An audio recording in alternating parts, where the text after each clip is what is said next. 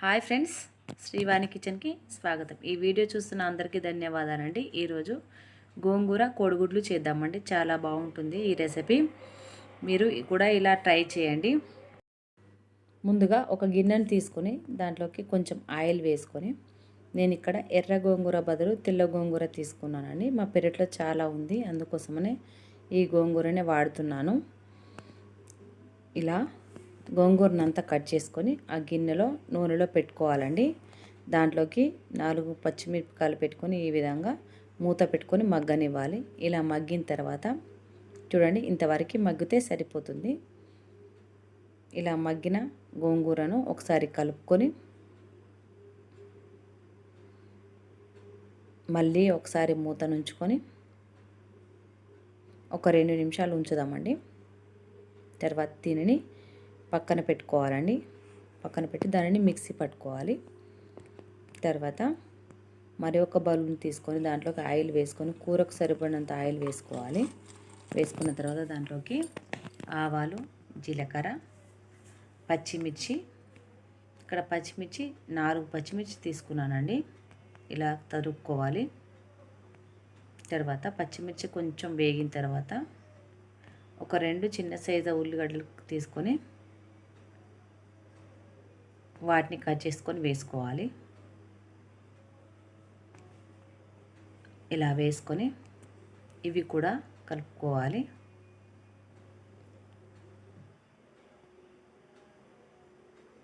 ఎప్పుడు రెగ్యులర్గా కోడిగుడ్డు పులుసు, కోడిగుడ్డు పొడి కాకుండా ఈ విధంగా కూడా వండండి, చాలా బాగుంటుంది. దీంట్లోకి కరివేపాకు కూడా వేసుకోవచ్చు. కరివేపాకు వేసుకొని కలుపుకోవాలి. తర్వాత దీంట్లోకి కొంచెం పసుపు వేసుకొని కలుపుకొని టమాటాలు వేసుకుందామండి. ఒక 2 టమాటాలు కట్ చేసుకొని వేసుకోవాలి. పెద్ద సైజు టమాటా తీసుకున్నానండి, 2 అయితే సరిపోతుంది కూరలోకి. ఇలా కలుపుకొని మూత పెట్టుకొని మగ్గనివ్వాలండి.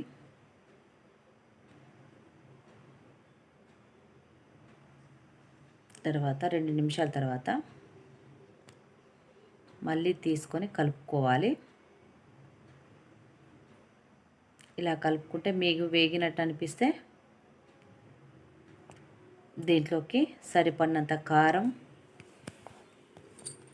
సరిపడినంత ఉప్పు,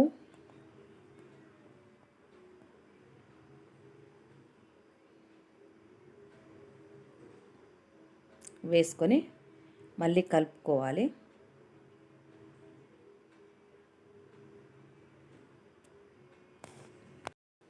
ఇలా కలుపుకున్న తర్వాత మళ్ళీ మూత పెట్టుకొని మగ్గించుకోవాలి.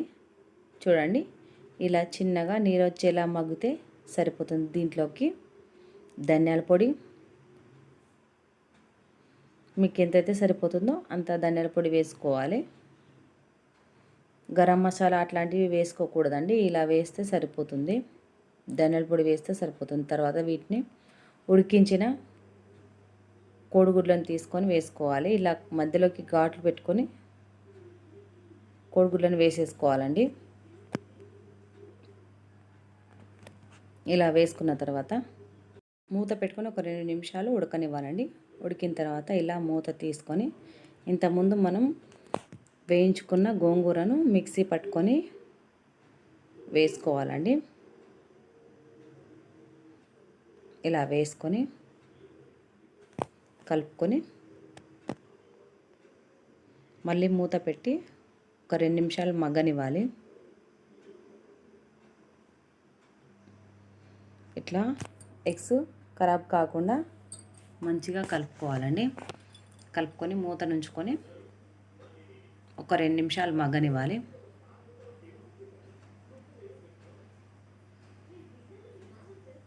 ఇలా 2 నిమిషాలు అయిన తర్వాత మళ్ళీ తీసుకొని దీంట్లోకి సరిపడిన నీళ్ళు పోసుకొని, నేను ఇక్కడ మిక్సీ జార్లో నీళ్ళు పోసుకుంటున్నానండి. ఇలా పోసుకొని కలుపుకొని మళ్ళీ మూత నుంచి ఉడకనివ్వాలి.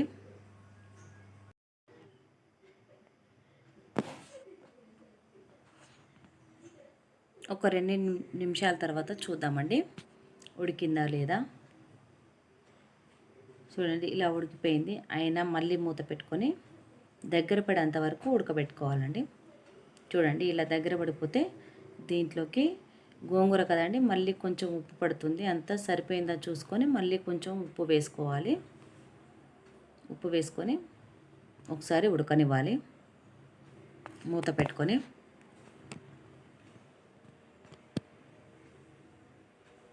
చూడండి ఇప్పుడైతే ఉడికిపోయింది. మీరు కూడా ఇలా చేసి ఎలా ఉందో కామెంట్ పెట్టండి. దీంట్లోకి లాస్ట్గా కొత్తిమీర వేస్తే సరిపోతుంది. కూర రెడీ అయిపోతుంది.